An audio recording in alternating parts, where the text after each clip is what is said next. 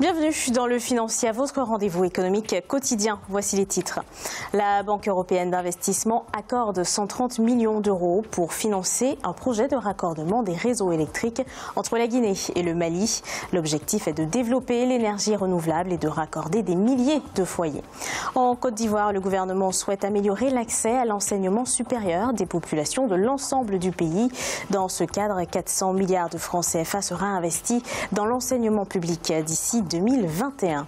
Et en fin d'édition, nous ferons le point sur les marchés boursiers du continent.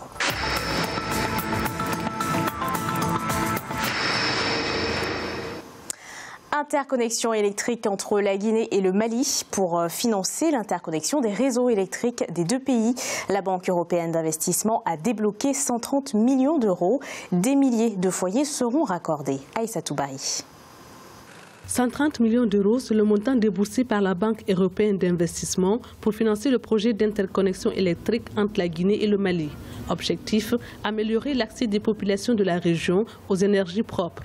Ce projet d'interconnexion électrique entre la Guinée et le Mali est un maillon essentiel du système d'échange d'énergie électrique ouest-africain qui fournira un accès fiable aux énergies renouvelables aux habitants et permettra d'élargir la desserte à des milliers de personnes vivant dans des régions rurales de la Guinée. Ce projet avec le Mali vient compléter une entreprise d'interconnexion électrique bien plus vaste lancée depuis quelques années par la Guinée. D'autres accords dans ce domaine ont auparavant été passés, notamment avec le Libéria et la Côte d'Ivoire. À un moment donné, c'est le président Alpha Condé qui a été désigné par ses pairs pour l'énergie en Afrique. On ne peut que se réjouir de ce financement européen. En 2020, les délestages fréquents en Guinée ne seront qu'un lointain souvenir. Donc, les deux réunis seront à peu près 500 à 550 mégawatts. Viendra combler de manière efficiente le manque d'énergie dans les grandes villes et permettra même d'exporter vers les pays voisins. Grâce à son potentiel hydroélectrique, la Guinée veut renforcer sa position dans le cadre de la coopération sous-régionale en matière énergétique. Outre le barrage de Kaleta, avec une puissance de 240 MW, il est prévu la construction des barrages de Swapiti, 505 MW, et celle d'Amaria, 300 MW. 5 milliards de dollars d'euros obligations, une opération effectuée par l'Égypte. La dette extérieure du pays avait atteint 92,64 milliards de dollars à la fin de l'exercice 2017-2018, clos le 30 juin dernier. Les besoins d'emprunt du pays pour le remboursement de la dette extérieure s'élèvent à 10,51 milliards de dollars durant l'exercice en cours. Selon le FMI, les perspectives macroéconomiques du pays demeurent favorables. L'institution souligne que le chômage a reculé à son plus bas niveau depuis 2011.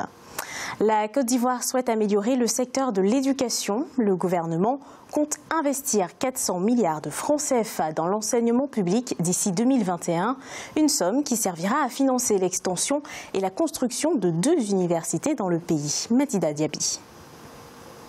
400 milliards de francs CFA, c'est le montant que le gouvernement ivoirien souhaite investir au profit des universités publiques d'ici 2021. Selon le ministre de l'Enseignement supérieur et de la Recherche scientifique, Alberto Akes Mabry, cette somme financera l'extension de l'université de Mans et la construction des universités de San Pedro et de Bondoukou. L'éducation représente seulement 25% du budget national et plus de 80% de ce budget-là est consacré au salaire. Donc seulement environ 6%, 10 environ, qui sont consacrés donc à l'investissement. Donc c'est une très bonne chose que l'État de Côte d'Ivoire décide d'augmenter le budget consacré à l'investissement. Le gouvernement ivoirien entend faire passer le nombre d'universités publiques de 7 à 14 sur l'ensemble du territoire d'ici 2025. Les travaux des 7 nouveaux établissements devraient être lancés d'ici 2021. Le but étant de rapprocher l'enseignement supérieur des populations et de proposer des filières spécifiques capables de former des cadres qualifiés pour soutenir les secteurs productifs de l'économie ivoirienne. Si vous suivez bien les revendications des enseignants, tout ça c'est dans l'ordre normal des choses. Parce que, je l'ai dit tout à l'heure, depuis quelques années, il n'y a pas d'investissement dans le secteur. Il faut investir dans l'équipement, investir de sorte qu'il y ait les équipements nécessaires pour que les enseignants travaillent dans de meilleures conditions. Le ministre a ajouté que la mobilisation des 400 milliards de francs CFA sera rendue possible grâce à la diplomatie économique et aux partenaires institutionnels du pays. Au Ghana, les entreprises contribuent très peu aux recettes de l'État. Seuls 2% des entreprises du secteur informel payent leurs impôts à l'État. Le gouvernement veut trouver de nouvelles sources de financement pour ses projets de développement et compte dans ce cadre améliorer la récolte des impôts. L'ambition est de mobiliser près d'1 milliard de dollars de recettes fiscales durant cette année 2019. Nouveau prêt pour le Kenya. Le pays est sur le point de contracter 1 milliard de dollars de prêts syndiqués en mars pour refinancer sa dette.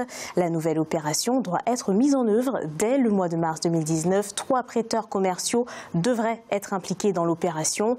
Depuis plusieurs années, le pays enregistre une hausse de sa dette.